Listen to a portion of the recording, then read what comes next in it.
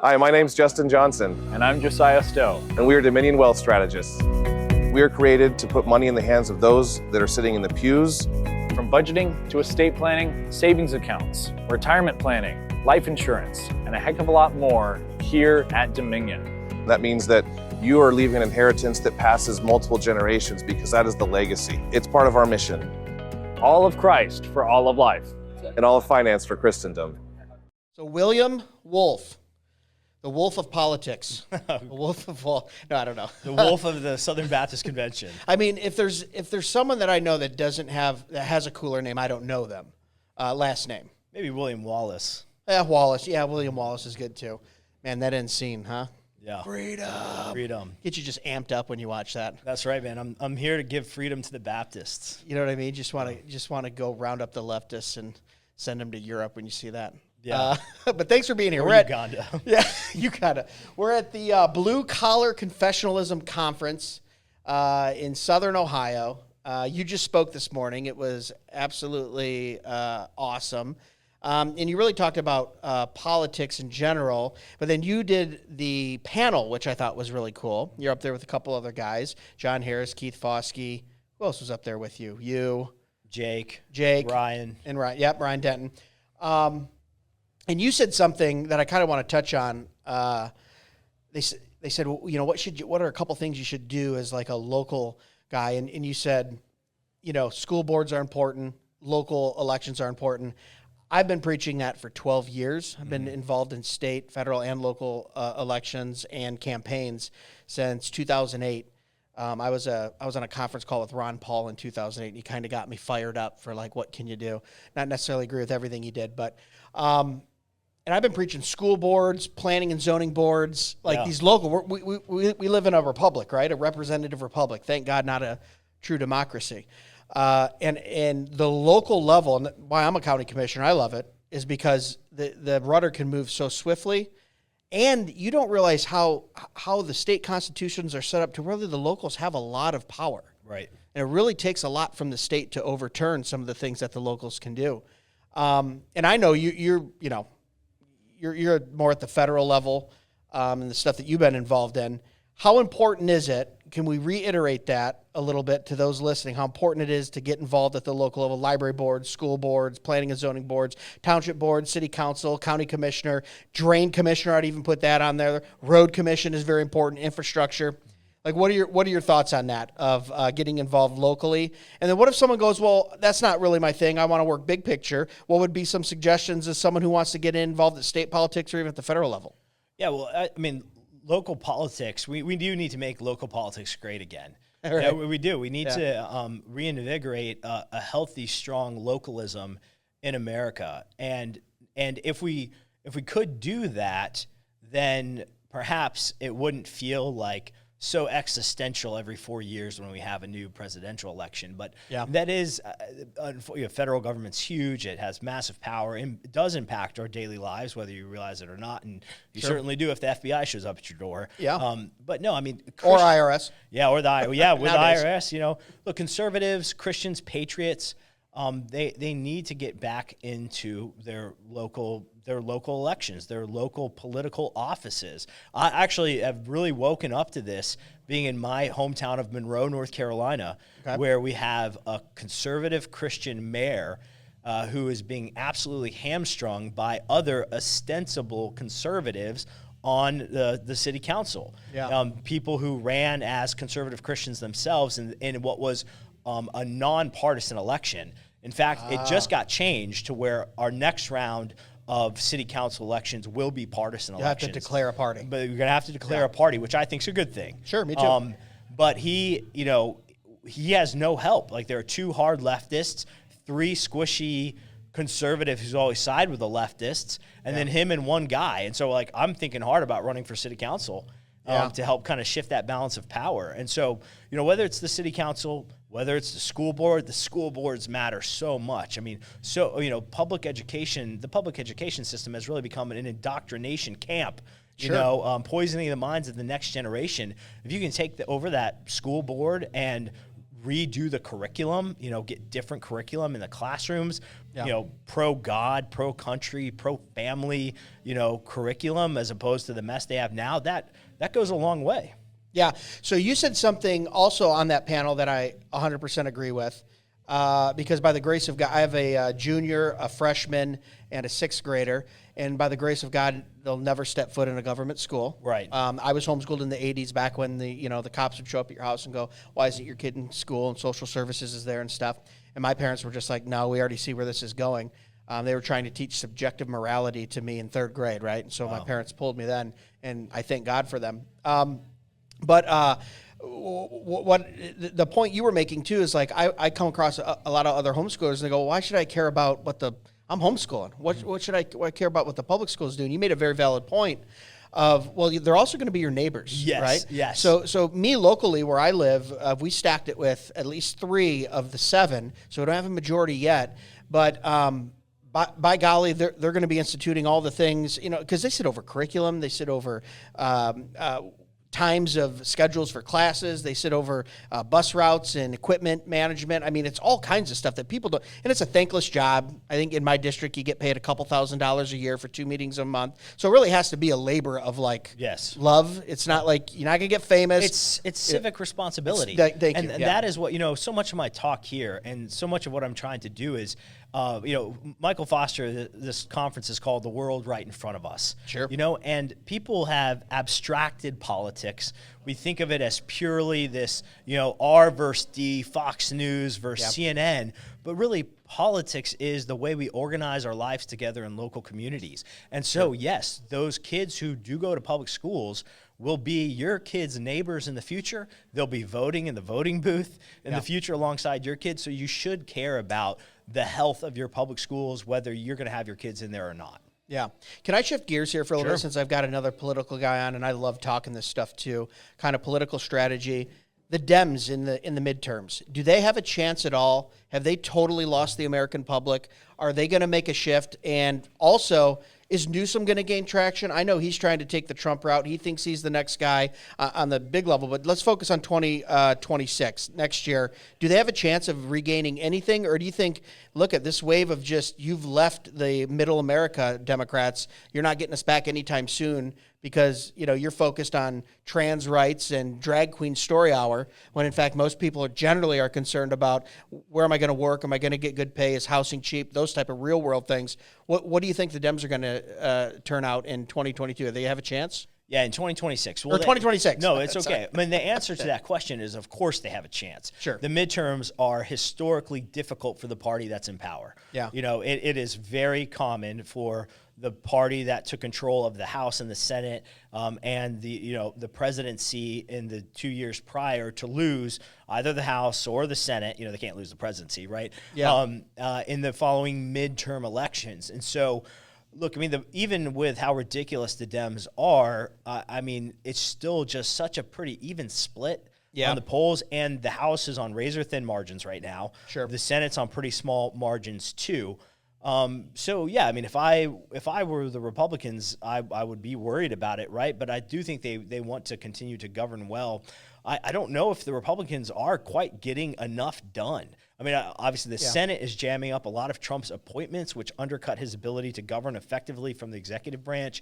Yeah. And the House, was adjourning weeks early for the August recess because they couldn't figure out a path forward on votes on the Epstein stuff. So it's a little bit of a mess. But I think your bigger question, though, is, can the Dems become anything other than the party of perpetual revolution and come back to being some sort of left of center, economically friendly, pro-working class party? I don't think they can, man. If they do, it's gonna take a while, I think. I don't think they can switch that in 18 months or 2 or 4 years. No, I mean, I think the Dem brand is associated with transgender surgeries for illegal aliens in prison. Yeah, right. Well, that's the crazy thing is I know so many left of center guys who went either Trump or Republican because they just went, at this point, we need some type of common sense. Like, your platform can't be, let's mutilate children's genitalia and let everyone into the country, right? So, and we don't have to sit here and, bash the Dems because they'll do that themselves.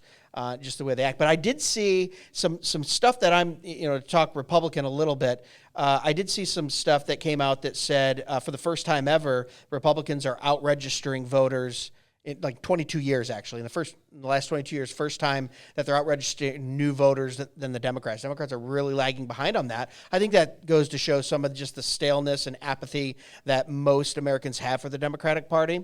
But at the same time, kind of like what you were saying, in the last 44 years, 39 of those 44 years, the opposite party has regained, right? Yeah. So it's an uphill battle. Yeah, that's true. Well, you're right. Pennsylvania, North Carolina, at least some other states, Republicans are closing the gap on voter registration numbers. I take a lot of flack for being, people give me grief for how much I like Trump. I do like Trump a lot. Yeah. But I think the reality is this is an issue on both the Dem side and the R side. Trump has been the singular political force in American politics for the last 10 years. Yeah. And where both parties go in a post-Trump era remains to be seen. Yeah. The reality is that there are a lot less Republican voters than there are Trump voters who vote Republican. Yeah. And so I think both Republicans will have to find a new standard bearer in the post-Trump era, which the midterms will be sort of a first sign of that. Yeah. And Republicans in the Trump era have done poorly on midterms when Trump's not on the ballot. But the Dems too. The Dems will have to figure out who the leader of their party is post, Resident Biden and cackling Kamala. This is the first time in my lifetime. I'm 44 years old, and I remember watching the Duke Caucus, and I think it was 88 on television as a young kid, and going, oh, this is politics. This is nuts. This is crazy. But first time in my life that there is no real clear leader from the Democratic side. Yeah, that's right. I mean, it's pretty. I mean, everyone's going, maybe Newsom, but it is really, it's wide open. You could have someone come out of nowhere for them. And I think they'd have to do a really big rebrand, which that's a lot of ground to cover in, like I said, less than 18 months. But for the listener out there that goes, okay, I don't want to run for office. That's not my thing. I can't do it. Whatever. Full-time job, taking care of the family. It is a sacrifice. How about for the average Christian out there that goes, but I definitely don't want the baby murdering, illegal loving, gender mutilation Democrats to win the House? What are some ground roots things that they can do? Sure. To help go, well, let's at least keep the party that has some semblance of normalcy and some type of Christendom in their mind in power.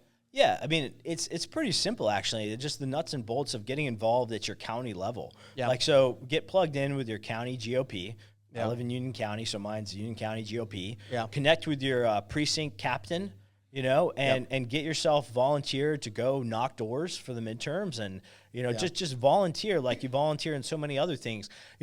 Our country would be healthier, a lot healthier, if we turned off the news and stopped doom scrolling and just and created a little bit of time in our weekly or our monthly routine to be involved in politics on just a local relational level. You're not actually involved in politics if all you do is just watch the news. Right. Turn the news off. Go to your county GOP meeting. Go to your meet your precinct captain and volunteer to knock some doors. That's how if you're not going to run for office, I mean, that's what you do. You volunteer time. Maybe you donate to a candidate. Maybe you help recruit a candidate. Maybe you try to get involved with kind of pushing a policy issue. But that's how you do it, right? It's just the basic. That's the nuts and bolts of grassroots political local action. I have to say too, for those listening, it does help. I've been involved from the ground level of door knocking for people all the way up to running a Senate campaign successfully. Every little bit does help because it really is. Well, I'm a big door knock proponent anyway. Like everyone should be. I don't care if you're Congress, right down to, like I said, school board. You need to get out and get in front of people. Now, obviously, with bigger districts, when you're at the federal level, that's why you ad spends and things like that to get in front of people on television and direct mail and stuff like that. But man, to get out and it goes a long way if you believe in a candidate and you're in front of their door and you go, I'm spending my time to help them, you should vote for them. That really resonates with a lot of constituents. Like, if this guy's out volunteering for him, I'm not talking about paid, there's those out there too. That goes a long way with people going, well, if this guy's willing or this gal's willing to go out and spend their valuable time to door knock, maybe he or she's worth looking at. Yeah, that's right. So I would say, I'm agreeing with you. Couple hours, if you can, a week, and a candidate you believe in, go door knock. Meet your neighbors. Meet your neighbors. See, we need to re-embody politics. Yeah. Politics has become so digital, so it's social media, just abstract and divorced from, the real world. But, by going out and meeting your neighbors, if you're door knocking for a campaign or going to a rally or something like that, you re-embody politics and you realize that, even if that person, I go knock on a door and they're like, over my dead body would I vote for your candidate? Okay, well, you know what? That person's still your neighbor.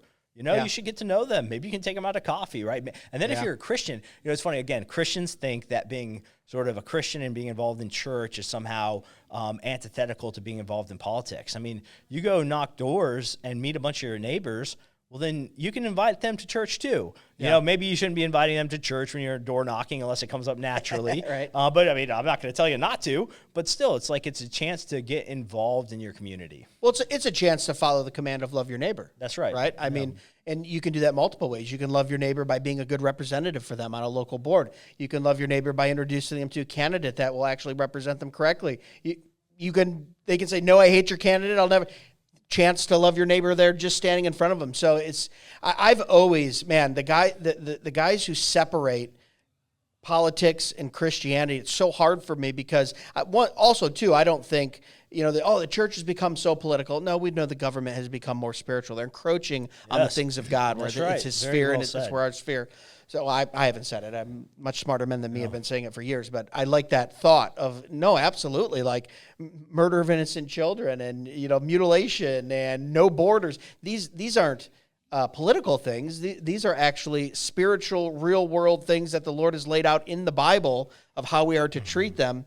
And I think Christians have to respond to. That's why I admire you so much for being a strong believer in politics, because I've said this, and let me know what you think. I feel like it's a self-selecting group, because if you're a principled guy and you're in politics, at some point you just start to get fed up with it. You go, there's so much mug. You've been in D.C., right? Man, I've been to D.C. 4 or 5 times, White House a couple times, and it's like you can just feel it. You're in the city, you're like, I'm a doer. Let's get stuff done. I don't want to talk about what you're doing. I don't want you telling me one thing and then doing something else. And it's just the muck of it. Guys like you who go, no, let's stand up principle. Let's get things done. Let's move forward. Do you ever just get burnout being in those circles and going, or is it just you have that intestinal fortitude to go, no, I'm powering through? You got to have some thick skin. Well, sure. I get burnt out. I mean, and of course, I don't work explicitly in politics right now anymore. I comment on a lot of politics as Christians. But you have in the past, though, right? Yeah, and you're connected 10 years, through that. Yeah. And work with Center for Baptist Leadership. But, the reality, though, is that so many of the issues plaguing our country, this is really what keeps me going. So this is why I'm going to say this. The issues plaguing our country are not necessarily or even mostly complicated issues. They're not issues that we need to have like lengthy debates and 10 white papers written and all these numbers crunched to solve. They're fundamentally a question of the political will to do it. I mean, we didn't need a whole new law written for Trump to secure the border. Right. We just enforce it. We just needed the president with a political will to close our border. We need a president with a political will to deport, tens of millions of illegal aliens. And this plays into the Christianity side too, where it's like we didn't need revival to close the border, right? I want revival in our country, but we don't need a whole 6-month study on the impact of cross-sex hormones on a 12-year-old's body to know that we should make it illegal to pump young, hurting children full of hormones that will forever alter their body, destroy their puberty, and ruin the rest of their lives. We just need political leaders with the courage and the political will to say we are getting transgenderism out of polite society, and if you bring it back in, we're going to prosecute you for it. Yeah. Same thing on abortion and so many other things. So what keeps me going is honestly just knowing that, this isn't that complicated. We just need to get the right people with the courage and the moral compass to get it done. Yeah. And on Trump here, as we finish up, I was just thinking about this, and I've said this a few times, and I don't know if I'm right because I don't know him personally, but I think he likes the cover of the mainstream media character of he's a crazy, wild madman. He uses that to his advantage. Sure. Because he's not. I think he's very calculated. Anyone who's been around him, and I've talked to people who've been in the room with him, worked for him, and they go, first, very charismatic. Secondly, very calculated. He knows exactly what he's doing. Oh, yeah. And he uses that cover of, hey, I'm a crazy guy, I could do anything, when he sits down with world leaders and goes, yeah, I am the guy with the new, the new codes. Like, I am the guy that runs the largest economy in the world. Yeah, I am. So this is what we're going to do. And really uses that to where I look at that and I go, does the mainstream media even understand they're playing into that character? They're playing into what he uses as one of his strengths. Sure. And he gets no credit for it. And I don't want to make this a, hey, let's rah-rah, pro-Trump, but it's like some of the accords that he's accomplished, some of the ceasefires he's accomplished, all on this thing of like, no, the intestinal fortitude of, I'm the guy holding all the cards here. Yeah, well, I've survived 10 plus years of the Trump era without losing my mind because I just like, you just have to learn how to interpret Trump. Just got to you have to like have Trump just goes about things so much differently than what we're used to with our cookie cutter standard politicians. And he's incredibly effective with it, as you're pointing out. And he's just always negotiating. He's just always throwing stuff out and seeing what sticks. And people on the left and the right and Christians freak out all the time over Trump said this, Trump said that, where I just am like, well, let's wait and see what he actually does at the end of the day on it. And over again, 9 times out of 10, he's not perfect. He does stuff I disagree with. But 8 times out of 10, 9 times out of 10, after everyone's lost their mind and written the op-eds and called on Christians to denounce Trump for the 100th time, he makes a pretty good policy decision that's good for this country, both internationally and domestically. All right, so as we finish up here, you got a hot take, or can you look into the future and tell us where are we going to be in a couple years, politically, socially, culturally? Are you looking down the corridors and going, I can kind of see this coming? Maybe it's AI. Maybe it's a new social issue that's on the horizon.